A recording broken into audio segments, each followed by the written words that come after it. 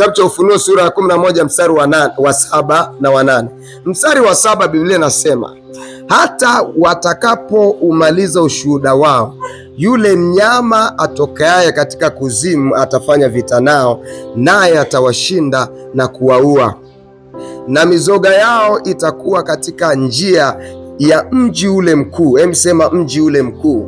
Mji ule mkuu. Sasa nitakuelezea baadaye. Huu mji mkuu umeua mashujaa wengi katika imani. Huu mji mkuu uliangusha watu waliokuwa na nguvu za mwilini na za rohoni, waliokuwa matajiri na maskini, waliangushwa kwenye huu mji mkuu. Watu waliokuwa na uwezo mkubwa na vipawa vikubwa na Roho Mtakatifu alikuwa juu yao, wengi walikuwa trapped na wakaangushwa katika huu mji. Kuna miji miwili ambayo imetajwa hapa. Anasema mji wa kwanza, Biblia inasema uitoa kwa jinsi ya roho, Sodoma na Misri. Kwa hiyo kuna miji mingapi hapa? Sodoma na nini?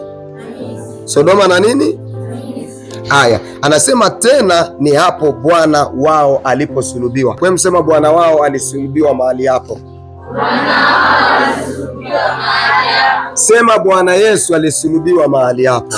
Bwana Yesu alisulubiwa mahali hapo. Tunajua Bwana Yesu alisulubiwa Golgotha, mahali ambapo panaitwa ni fuvu la kichwa. Lakini hapa tunapata siri nyingine ya kwamba pale Golgotha, kama sio hapo Golgotha, basi kulikuwa kuna eneo ambalo Bwana Yesu alisulubiwa kipindi kile. Eneo hilo ambalo rohoni linatambulikana kwa miji mikuu miwili. Pale palikuwepo na mipaka ya miji mikuu miwili ya rohoni. Mji wa kwanza unaitwa Sodoma na mji wa pili unaitwa Misri. Hii miji inatambulikana sana kwenye Biblia. Yote hii miji ni maarufu. Mji wa kwanza Sodoma tunaona uliangamizwa kwa moto. Inaitwa Sodoma na Gomora, si mnakumbuka? Iliangamizwa kwa moto kwa sababu moja kubwa. Watu wa mahali pale walikuwa ni waasherati kupita kiasi. Walikuwa ni wazinzi kupita kiasi. Kwa hiyo Mungu akaona huu mji umechafuka sana. Ukisoma kitabu cha Petro wa pili sura ya 2 kuanzia mstari wa 1 mpaka mstari wa mwisho, utaona pale mtumishi wa Mungu Petro anaelezea hii miji. Anaelezea huu mji ambao unaitwa Sodoma na Gomora. Utaenda utasoma pale, utaona jinsi hao watu walivyokuwa wabaya, na tabia moja mbaya waliokuwa nao hao watu ni tabia ya uzinzi na uasherati. Hao watu walikuwa wanafanya matamasha ya ngono kama mnavyoonaga matamasha ya Friesa. Basi wao walikuwa wanafanya matamasha ya ngono, manake watu wanazini nje na watu wanashangilia kwenye majukwaa. Wanazini kwenye majukwaa na watu wanashangilia. Ndivyo ilivyofikia hiyo miji. Lakini Biblia inatuambia pia malaika walipoenda ili kwenda kuiangamiza ile miji, wale watu wa ule mji waliwataka wale malaika ili walale nao. Fikiria, watu ambao walikuwa hawaoni aibu, yaani watu ambao walikuwa hawaoni hata hofu ya kwamba hawa ni malaika wa Bwana. Macho yao yalikuwa yamefungwa, macho yao rohoni yalikuwa yamefungwa kiasi kwamba mpaka hawakuwa wanajua ya kwamba hawa ni malaika na wamekuja kuleta uharibifu katika mji. Ndivyo ilivyo hata maisha ya vijana wengi, macho yao yamefungwa kwa sababu hawaoni tayari. Wamefungwa macho yao na shetani. Wanafanya baadhi ya vitu kama vile watu wa Sodoma na Gomora, jinsi walivyokuwa wanafanya uzinzi, mpaka macho yao yakashindwa kugundua ya kwamba hao ni malaika wamekuja kuleta uharibifu. Yamkini wangeona, wangetubu.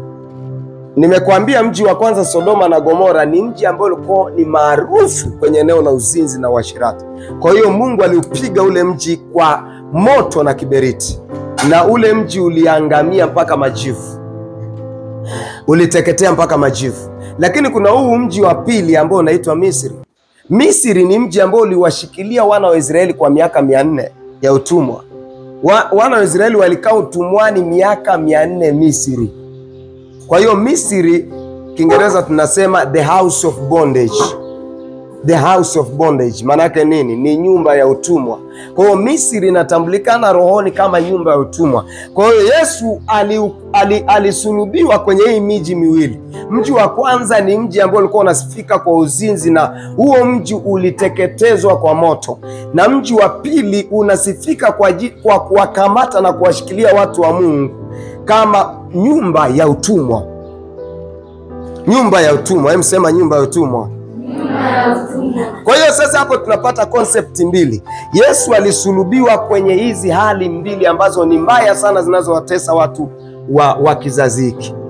Eneo la kwanza ni uzinzi na eneo la pili ni utumwa. Utumwa unakujaje? Utumwa unaingia baada ya mtu kuanza kujihusisha na mambo ya uzinzi. Uzinzi ndio unaoleta utumwa kwenye maisha ya watu wengi.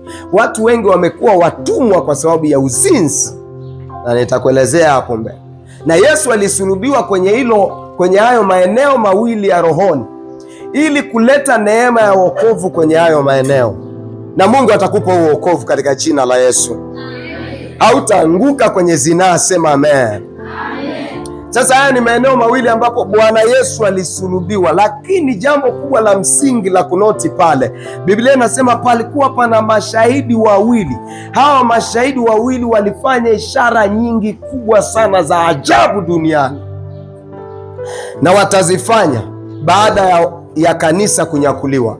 Hawa mashahidi wawili watabaki duniani, mashahidi wawili peke yake. Hapata kuwa na wainjilisti, hapata kuwa na manabii, hapata kuwa na mitume, hapata kuwa na waimbaji, bali patakuwa na mashahidi wawili peke yake.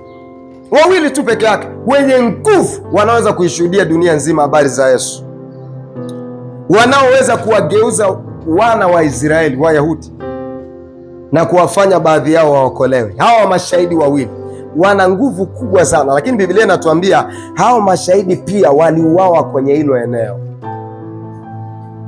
Mashahidi waliokuwa na nguvu kubwa za rohoni, lakini waliuawa kwenye ile eneo linaitwa Sodoma na Misri.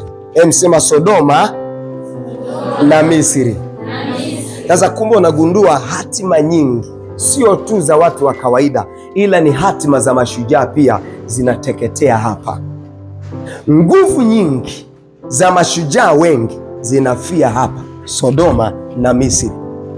Watu wengi ambao walikuwa ni wazuri katika kanisa, walikuwa ni wazuri kwenye jamii, waliokuwa wana vipawa vizuri, baada ya kuanza kujihusisha na haya maeneo mawili, wameingia utumwani, na kwa hiyo maisha yao yanateketea kama Sodoma ilivyoteketezwa na Mungu.